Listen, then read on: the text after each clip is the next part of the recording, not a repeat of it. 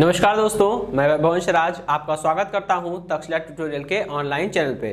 दोस्तों, हम लोग बात कर रहे थे क्लास 12th के चैप्टर नंबर 4 गतिमान आवेश एवं चुंबकत्व पर, जिसमें हमने लेक्चर 4.2 तक कंप्लीट कर लिया था। आज हम बात करेंगे लेक्चर 4.3 के बारे में। दोस्तों, आज का लेक्चर हमारा जिस टॉपिक से स्टार्ट होने वाला है उस टॉपिक का नाम है चुंबकीय क्षेत्र में स्थित धारावाही चालक पर कार्यरत लॉरेंज बल। दोस्तों, मेनली हमें इस टॉपिक में क्या देखना होगा, इस टॉपिक में हम ये जानेंगे और इस विषय पर चर्चा करेंगे कि अगर किसी चुंबकीय क्षेत्र में कोई एक ऐसा चालक तार रखा है जिसमें धारा प्रवाहित हो रही है। ठीक है, यहां पे देखिए मैंने एक शब्द यूज किया है धारावाही चालक। धारावाही चालक का मतलब ये होता है, नाम से ही क्लियर है, धारा को वहन करने वाला चालक। एक ऐसा चालक जिसमें धारा प्रवाहित हो रही है। ठीक है, ओके। तो अगर किसी चालक को हम चुंबकीय क्षेत्र में रखते हैं और उस चालक में अगर धारा प्रवाहित हो रही है तो हम ये कह सकते हैं कि वो एक धारावाही चालक है। दोस्तों, जब किसी चुंबकीय क्षेत्र में किसी धारावाही चालक को हम रखते हैं तो उस धारावाही चालक पर भी एक चुंबकीय बल यानी कि लॉरेंज बल लगता है। लॉरेंज बल कहें या चुंबकीय बल कहें, बात एक ही है। ठीक है, तो इस फॉर्मूले में हम क्या करने वाले हैं, इस फॉर्मूले में हम एक सूत्र निकालेंगे, एक फॉर्मूला ड्राइव करेंगे, जो फॉर्मूला पूरे तार के लिए काम आएगा। मतलब हम ये बता सकते हैं कि अगर किसी चुंबकीय क्षेत्र में कोई तार, कोई चालक रखा है, उसमें धारा प्रवाहित हो रही है, तो उस चालक तार पर कितना बल लगेगा।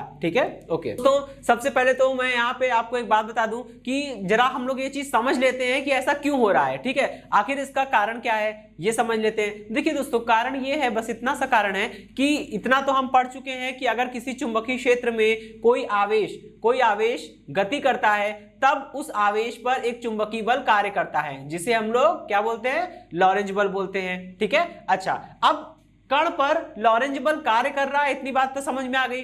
जब कण पे लॉरेंज बल कार्य कर रहा है, मतलब आवेशित कण पे लॉरेंज बल लग सकता है, तो देखिए यहां भी क्या हो रहा है, यहां एक तार रखा है, तार में धारा प्रवाहित हो रही है। अब जरा सोचिए, तार एक चालक पदार्थ है, चालक पदार्थों में धारा प्रवाह का कारण क्या होता है, चालकों में धारा प्रवाह का मुख्य कारण यह होता है कि उसमें से इलेक्ट्रॉन प्रवाहित होते हैं। ठीक है, क्योंकि चालक पदार्थों में धारा प्रवाह का जो मुख्य कारण होता है वो इलेक्ट्रॉनों का प्रवाह होता है। अगर किसी चालक पदार्थ में इलेक्ट्रॉन प्रवाहित नहीं होंगे तो उस पदार्थ में धारा भी प्रवाहित नहीं होगी, ऐसा हम लोग कह सकते हैं। ठीक है, बिल्कुल। तो यहां पे कुछ ऐसा ही होने वाला है। अब देखिए क्या है, जब इसमें इलेक्ट्रॉन प्रवाहित हो रहे होंगे तो बात तो वही है, इलेक्ट्रॉन एक आवेशित कण है। जब इलेक्ट्रॉन गति कर रहा है मतलब आवेशित कण गति कर रहा है, जब आवेशित कण गति करेगा तो उस आवेशित कण पे एक लॉरेंज बल लगेगा, बिल्कुल, है ना।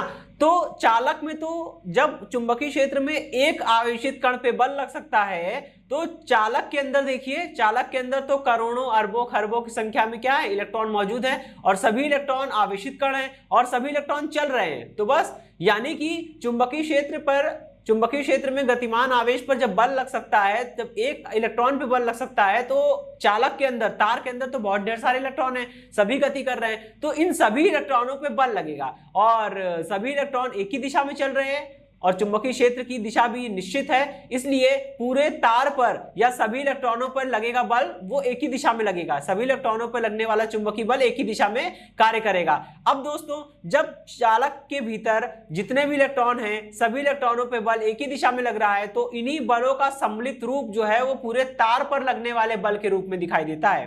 ठीक है, इन्हीं आवेशों का, इन्हीं सभी आवेशों पर लगने वाले कुल बल का जो सम्मिलित रूप होता है वो पूरे तार पर लगने वाले बल के रूप में दिखाई देता है। पूरा तार जो है वो इसीलिए बल का अनुभव करता है, क्योंकि उसके भीतर के सभी इलेक्ट्रॉन बल का अनुभव कर रहे हैं, इसलिए उन सभी बलों का सम्मिलित रूप जो है वो हमें तार पर लगने वाले बल के रूप में दिखाई देता है। ठीक है, तो बस अब हम इसी कॉन्सेप्ट के आधार पे अपने डेरिवेशन की शुरुआत करने वाले हैं। ओके दोस्तों, सबसे पहले हमको क्या निकालना पड़ेगा, हमें इतना तो पता है कि अगर किसी चुंबकीय क्षेत्र में क्यू आवेश हो, है ना, और अगर वो क्यू आवेश v वेग से गति कर रहा हो और चुंबकीय क्षेत्र का मान b हो और चुंबकीय क्षेत्र और वेग के बीच में कोण कितना हो, थीटा हो, तो उस पे लगने वाला लॉरेंज बल कितना हो जाएगा, F = QVB sin थीटा। ठीक है, तो हम जानते हैं कि चुंबकीय क्षेत्र में v वेग से गतिमान कुल आवेश Q, कैपिटल Q पर कार्यरत लॉरेंज बल का मान कितना हो जाएगा, F = QVB sin थीटा होगा। ठीक है, जहां थीटा क्या है, थीटा चुंबकीय क्षेत्र B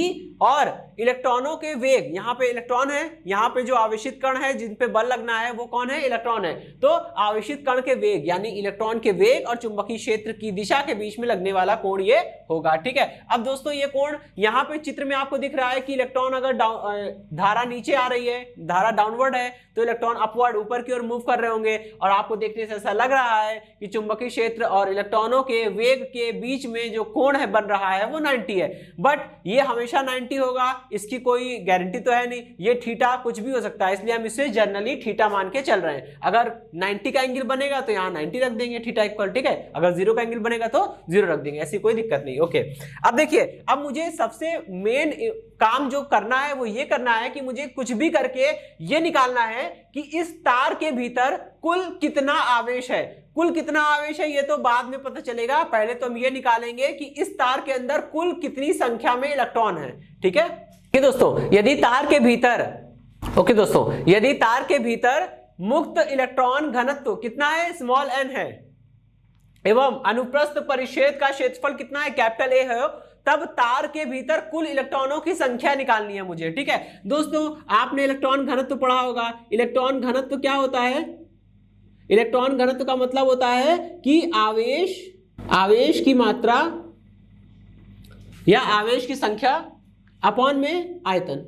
अगर मुझे आवेश की मात्रा निकालनी है दोस्तों तो क्या करना पड़ेगा, ठीक है, अगर मुझे आवेश की मात्रा निकालनी तो क्या करना पड़ेगा, इलेक्ट्रॉन घनत्व को मल्टीप्लाई करना पड़ेगा आयतन से, ठीक है। इलेक्ट्रॉन घनत्व को मल्टीप्लाई करना पड़ेगा आयतन से, ठीक। चलिए भाई, तो यहां क्या करेंगे, यहां पे टोटल कुल इलेक्ट्रॉनों की संख्या, ठीक है, कुल इलेक्ट्रॉनों की संख्या को हम लोग क्या बोलते हैं, कैपिटल एन बोलते हैं। तो capital N is equal to electron घनत्व को मल्टीप्लाई करेंगे इलेक्ट्रॉन के तार के आयतन से, ठीक है, ठीक है दोस्तों। तो ये Na/L, दोस्तों तार हमारा बेलनाकार होता है, तो किसी बेलन का आयतन निकालना है तो क्या करेंगे, उसके अनुप्रस्थ परिच्छेद के क्षेत्रफल A को मल्टीप्लाई कर देंगे किससे, लंबाई L से। जब आप A को L से मल्टीप्लाई करेंगे तो तार का आयतन कितना निकल के आएगा, A/L, ठीक है। यहाँ L मैंने लंबाई कैपिटल L ली हुई है तो आप भी कैपिटल L ले लीजिए। A/L करने पे तार का आयतन मिलेगा, और तार के आयतन को जब गुणा कर देंगे इलेक्ट्रॉन घनत्व से तो क्या मिल जाएगा, कुल इलेक्ट्रॉनों की संख्या मिल जाएगी। मतलब तार के अंदर कुल इतनी संख्या में इलेक्ट्रॉन है, ठीक है। ये तो निकल के आ गया इलेक्ट्रॉनों की संख्या।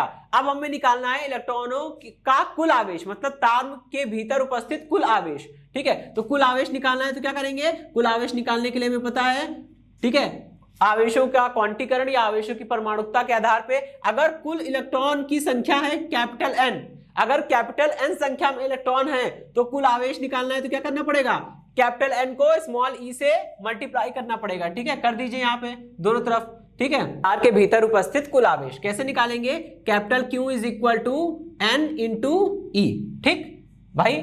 कुल इलेक्ट्रॉनों की कुल संख्या को मल्टीप्लाई कर देंगे, इलेक्ट्रॉनों की कुल संख्या को मल्टीप्लाई कर देंगे किससे, एक इलेक्ट्रॉन के आवेश से, जिसे हम लोग मूल आवेश कहते हैं। तो जब मूल आवेश को इलेक्ट्रॉनों की कुल संख्या से मल्टीप्लाई कर देंगे तो कुल आवेश मिल जाएगा, ठीक है। चलिए भाई, अब क्या करना है मुझे, ये इक्वेशन नंबर 2 मान लिया था, इक्वेशन नंबर 2 से कैपिटल N का मान यहाँ पे पुट कर दीजिए। कितना हो जाएगा, capital Q is equal to N into small n into A into L, ठीक है। अब क्या करेंगे, ये Q का मान जो है वो समीकरण नंबर 1 में उठा के रख देंगे, ठीक है। मान समीकरण 1 में रखने पर रखिए जरा, कितना हो जाएगा ये, F is equal to N into small n into A into L, ठीक है।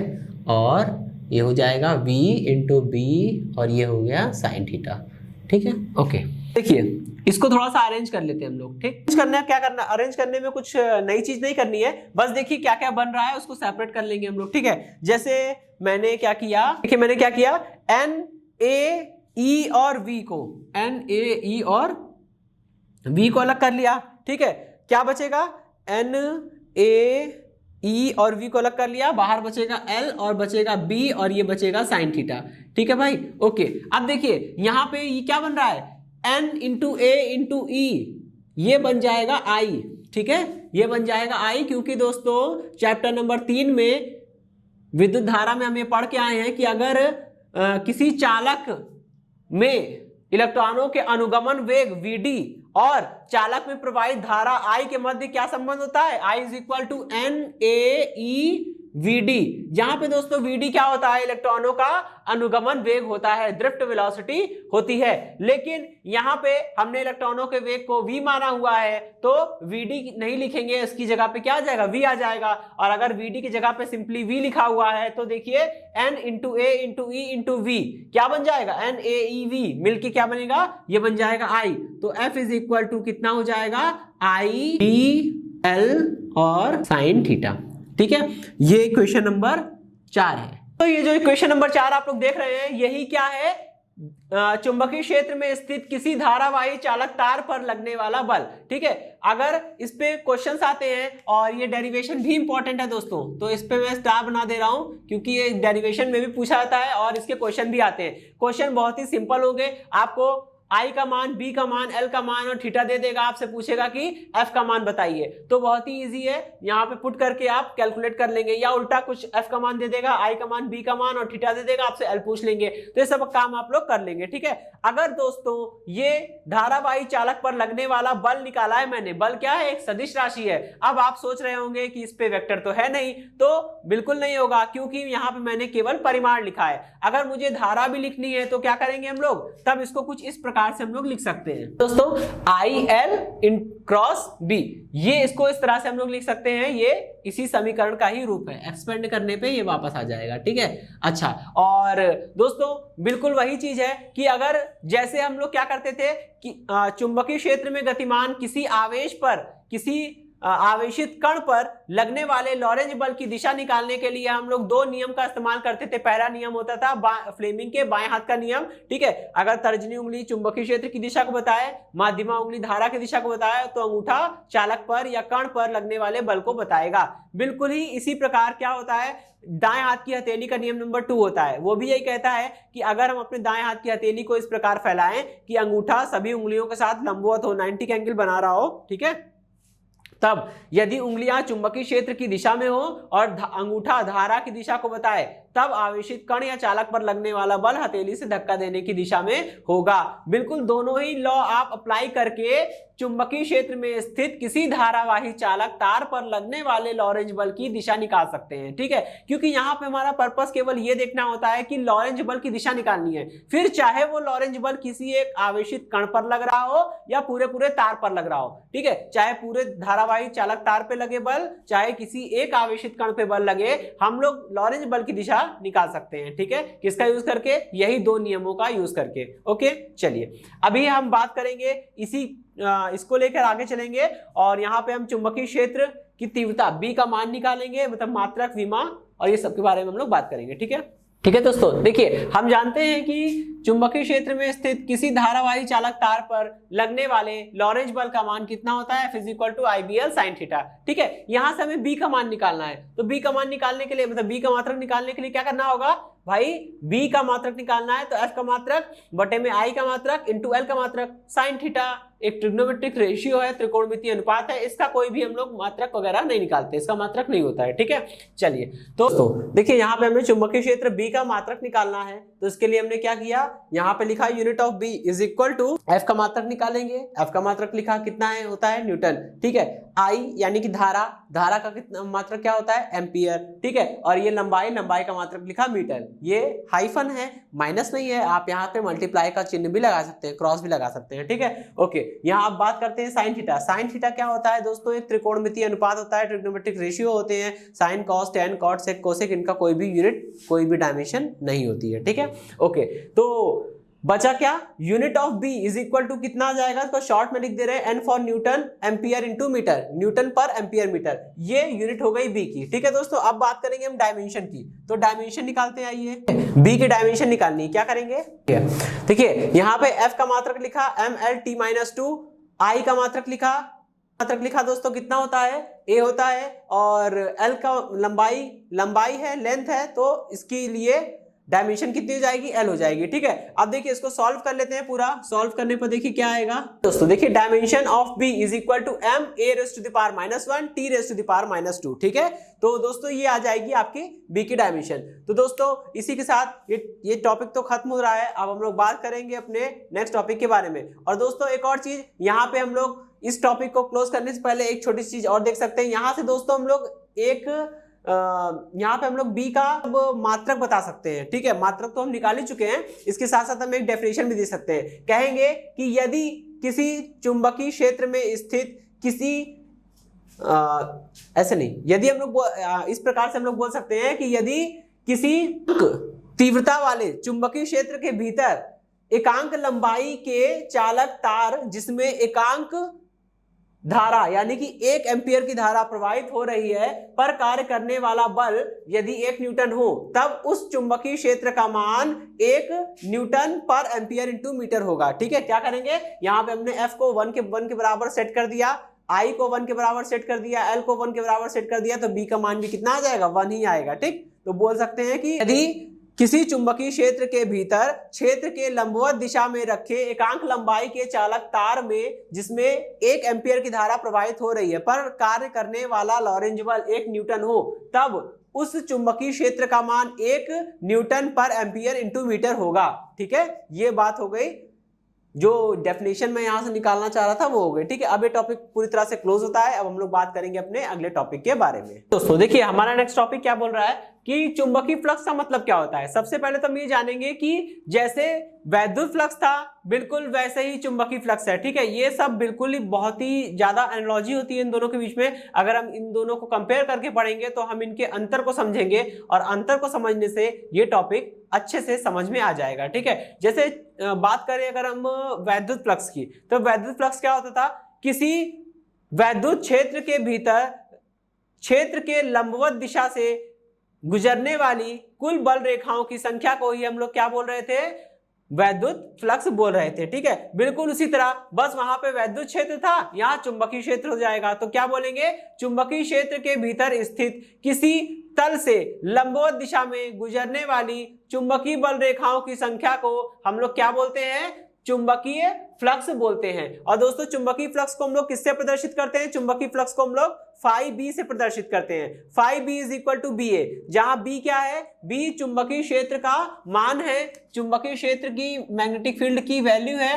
ठीक है। और ए क्या है, ए उस तल का क्षेत्रफल है जिस तल से वो बल रेखाएं पास आउट हो रही हैं, ठीक है। ओके, अब देखिए यहाँ पे पहले वाले डायग्राम में हमने क्या बनाया हुआ है, इसको मैं फिगर 1 बोल दे रहा हूं, ठीक है, और इसको हम फिगर 2 बोल दे रहे हैं, ठीक है।